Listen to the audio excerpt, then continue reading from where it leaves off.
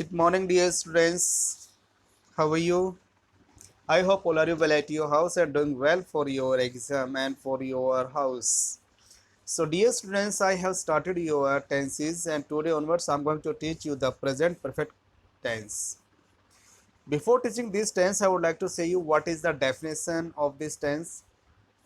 The present perfect tense refer to an action or preset that has been completed in present. कि कोई भी काम चल रहा है, जैसे कि मैंने बात की थी, कोई भी काम चल रहा है चल रहा है चल रहा, तो ये तो बात नहीं है कि वो हर समय चलता रहेगा। उसकी कोई ना कोई तो टाइम लिमिट अवश्य हमारे पास होगी, और जैसे ही वो काम समाप्त हो जाता है, when the work has completed, that time we use present perfect tense. विशेषकर ध्यान में देना है कि जहां पर भी कोई भी काम चल रहा है और जैसे ही वो काम समाप्त हो जाता है, वहां पे हम यूज करते हैं प्रेजेंट परफेक्ट टेंस। अब आता है कि इसको यूज कैसे करते हैं। अब आपने यहाँ पे देख सकते हो कि जो सब्जेक्ट होता है हैज है होता है, और यहाँ पे वर्ब की एक्शन थर्ड फॉर्म्स होती है। 100% यहाँ पे वर्ब की थर्ड पर्सन होगी। जहां पर भी आपका हैज़ेव आता है वहां पे एक्शन थर्ड फॉर्म्स आएगी ही आएगी।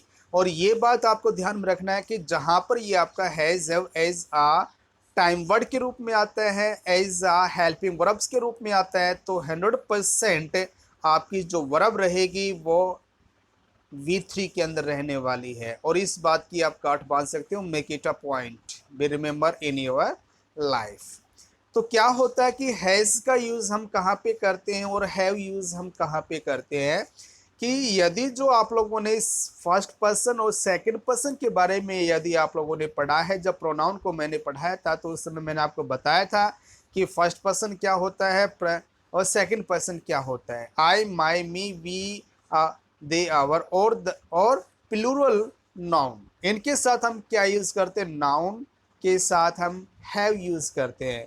और जहां पर भी आपका जो थर्ड पर्सन है, ही, सी, इट एंड एनी नेम और सिंगुलर नाउन आ जाता है, वहां पे हम क्या यूज करते हैं, हैव यूज करते हैं। अब बेटा मैं आप लोगों को बात करना चाहता हूं कि हैज है वो अपने आप में कोई वर्ड्स नहीं है। आप डिक्शनरी के अंदर, यदि ऑक्सफोर्ड डिक्शनरी के अंदर जाओगे तो वहां पे आप ढूंढ सकते हो, हैज नाम का वर्ड्स आपको कहीं पर भी नहीं मिलेगा। अब ये हैव बनता कैसे, हैज बनता कैसे, जब आप इस हैव में एस या ई एस ऐड करते हो तो आपका बनता है, आप क्या सोचोगे, हैव्स, HAVES। बेटा हैव्स के अर्थ आपको पता है क्या होता है, हैव्स का अर्थ होता है धनवान व्यक्ति, जो जिसके पास अनाप शनाप पैसे होते हैं उसको हैव्स बोलते हैं।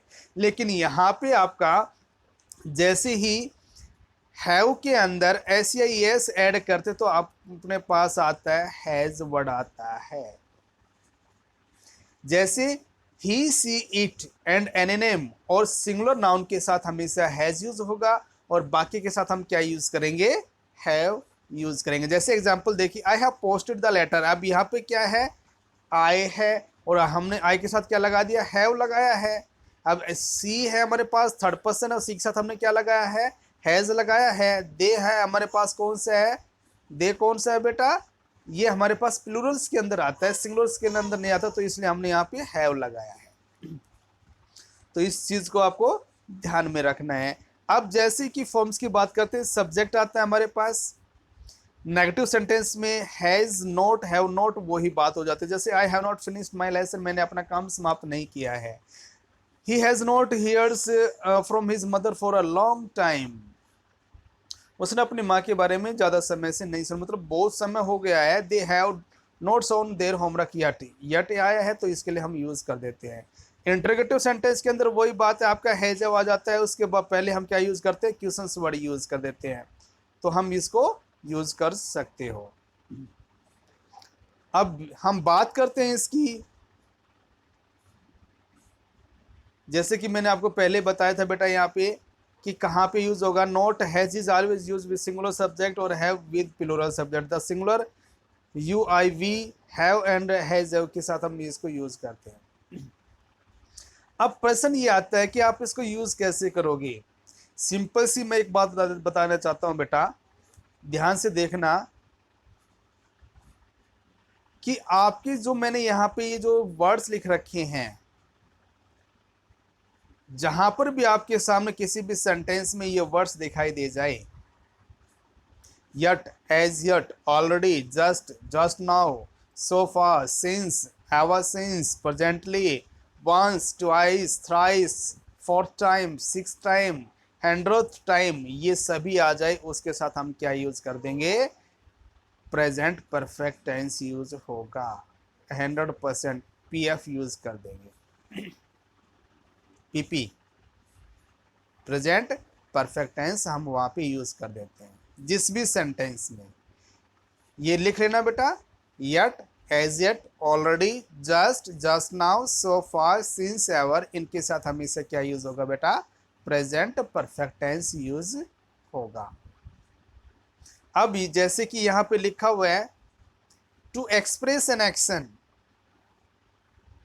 डेट रिसेंटली कंप्लीटेड, वही बात कहा था ना कि जो अभी हाल में समाप्त हुआ है उसके लिए हम यूज करते हैं, जैसे नाउ आ गया है अभी, I have made up with my brother now, मैंने अपने भाई के साथ समझौता कर लिया है।